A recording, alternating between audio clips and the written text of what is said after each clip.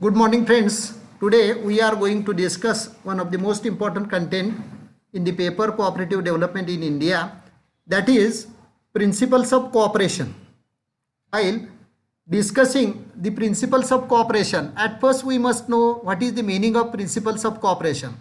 Principles of cooperation means the rule or way in which cooperative institutions are running, as well as the method of developing cooperative institution in any society with the help of principles. George Davidowitz has given the definition of principles of cooperation is: principles of cooperation means a way to develop cooperative organization through the rules, isn't it? And the principles are necessary for developing cooperative movement in any country, for developing cooperative nature among the members as well as society. We must have to know the principles of cooperation. Without principles, we do not develop any organization, any type of organization for the benefit of the society. We must have to know the rules behind it. In other words, we can say how to develop the cooperative institutions, how to develop cooperative movement, how to develop cooperative movement for the betterment of common man, for the betterment of members, and for the betterment of society. For example, when the cooperative movement was developed in England 1844, at that time Rashidael pioneers, it means pioneer members, pioneer persons who have developed cooperative movement in that country, have determined some principles. Those principles are known as Rashidael Principles. Since 1844, the development of principles of cooperation takes place. At the initial stage, Rashidael pioneers means the Rashidael pioneers have developed the principles at the initial stage in 20th century, and later on the development takes place in respect of principles of cooperation. It means as per change in the cooperative movement, as per change in the size of cooperative movement, as per need of the newly coming soon the principles, we have developed the principles of cooperation. At present also we are implementing Rashidael Principles. In 1995, World Cooperative Organization has completed 100 years. On that occasion, in Manchester of England, one conference was made, and within the conference, the principles have came out. Those principles are known as Manchester Principles of Cooperation. Now we must know the brief history of origin of Manchester Principles of Cooperation. All of us know that since 1991 we have developed LPG policy. LPG policy is not for India. LPG policy is useful for all over the world, and that's why since 1991, whichever changes have been occur in the world environment, how we can develop the cooperative environment. For the development of cooperative institution, we must have to change the rules and regulations. Those rules and regulations are reflected into the principles of cooperation. And for that purpose, we may have to consider the Manchester Principles of Cooperation. In Manchester, those principles have been developed. That's why these principles are known as Manchester Principles of Cooperation. One of the most important things we may have to note here that Manchester Principles are the revised principles of Rashidael pioneers, which were developed in 1844 as per change in the world environment for the development of cooperative institutions and cooperative movement. In 1995, these principles have been revised, and revised principles of cooperation are called Manchester Principles of Cooperation. Basically, these principles are based on the Rashidael Principles of Cooperation. This is the revision of Rashidael Principles of Cooperation, as well as this is in addition to Rashidael Principles of Cooperation. And that's why Manchester Principles are not newly framed principles, but these principles are the revision of the previous principles laid down by the ICA or Rashidael pioneers.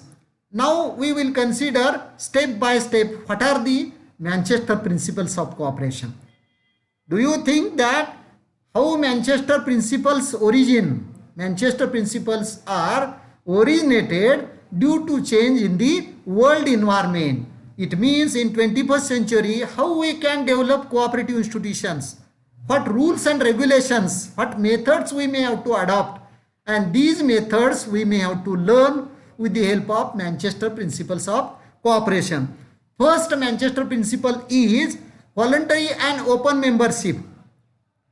Voluntary and open membership is the first most important Manchester Principle. This principle was laid down by Rashidael pioneers also.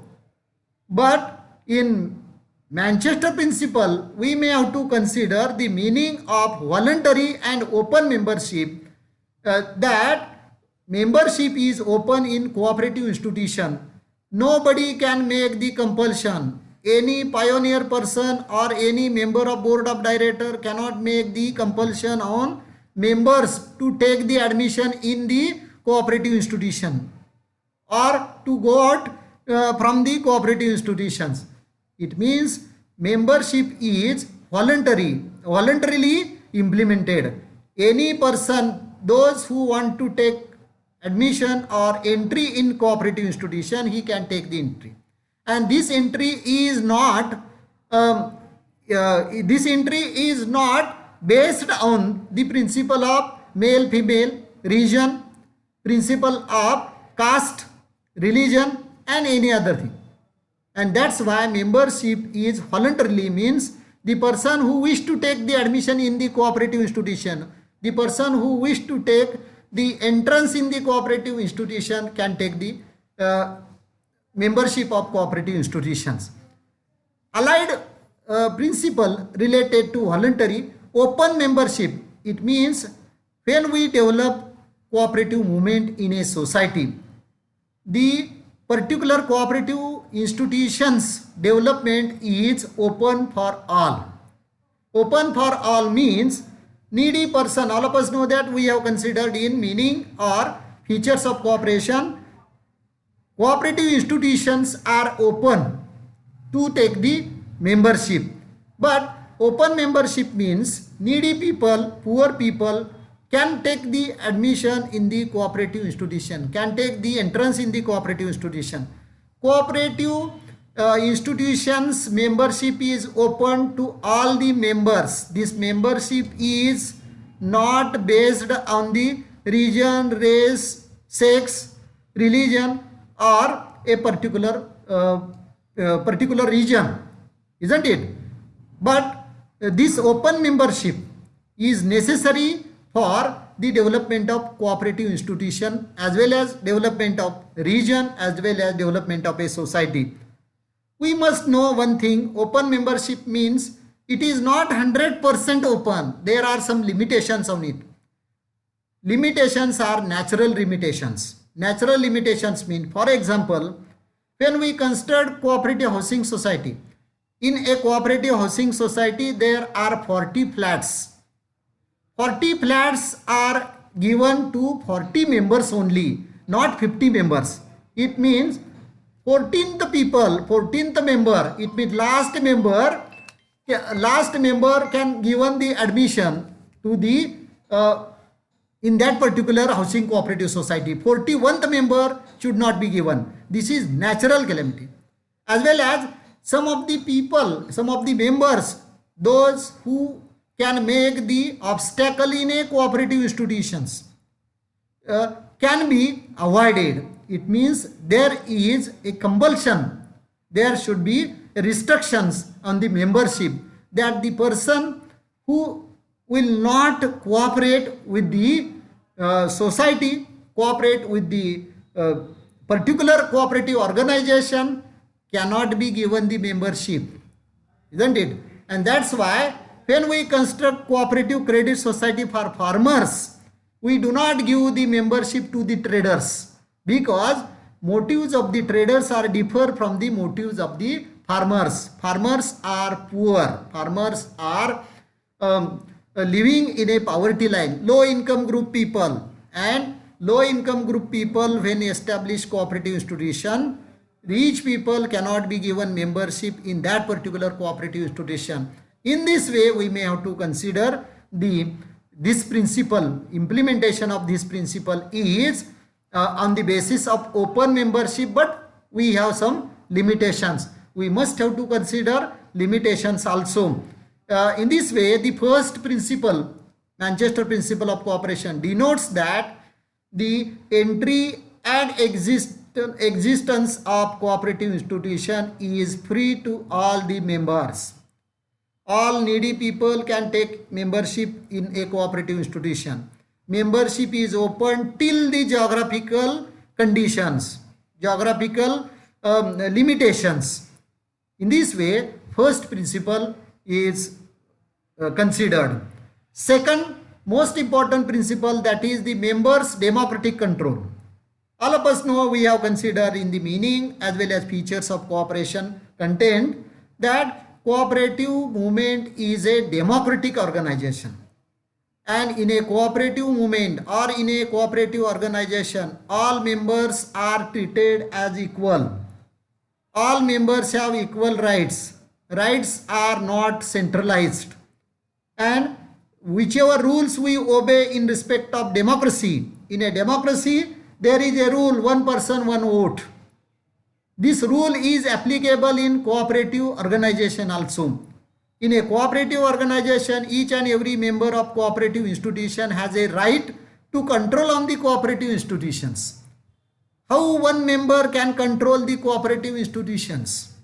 All of us know that variety of cooperative institutions working in India, working in Satara district, working in Maharashtra, all these institutions have established board of directors.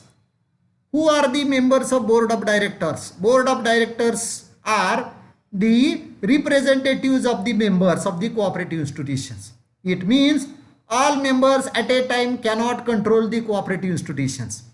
And that's why the members, when the number of members are large, beyond 11, we may have to construct board of directors. And each and every member of board of director can control the management of the cooperative institution or staff of the cooperative institution. And if any member has some doubts, he may have to clear his doubt through the member of the board of directors. And ordinary member has also a right to control the cooperative institution. One opportunity is given to all the members. Once in a year, all cooperative institutions organize annual general meeting. In annual general meeting, whichever queries you have with the cooperative institution, you can raise the points. Two ways we can raise the points. In a written form, we may have to give the queries or questions or problems against the management of the cooperative institution, or in a 11th hour period, we may have to ask the questions to the management of the cooperative institution or the staff of the cooperative institution. Thus, in a cooperative organization, member has rights to control the cooperative institution. Now we may have to consider why it should be controlled. Cooperative institution should work for the betterment of common man. Whether the track of cooperative management is towards the elevation of the poverty, elevation of the economic condition of poor people, those who are the members of the cooperative institution, we must have rights. And that's why the management of the cooperative institution, board of directors, chairman as well as ordinary member can play vital role in cooperative management through the members' democratic control.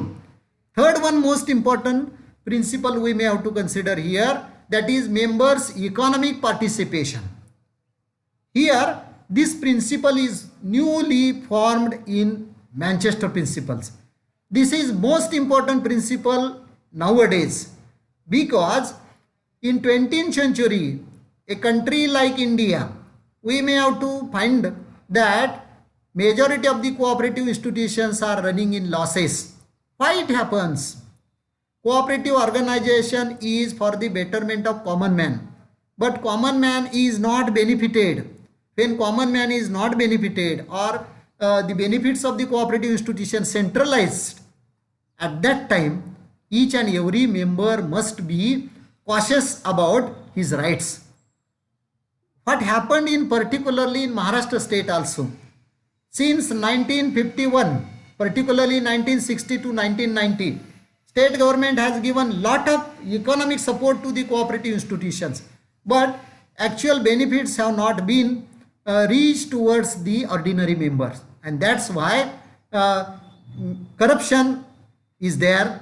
The problem of corruption arises in variety of cooperative institutions, and this problem arises in 20th century, and after 1921 government has no capacity to provide financial support to the cooperative institution, and later on this principle came out, and this principle denotes that each and every member of the cooperative institution should take participation in the cooperative organization.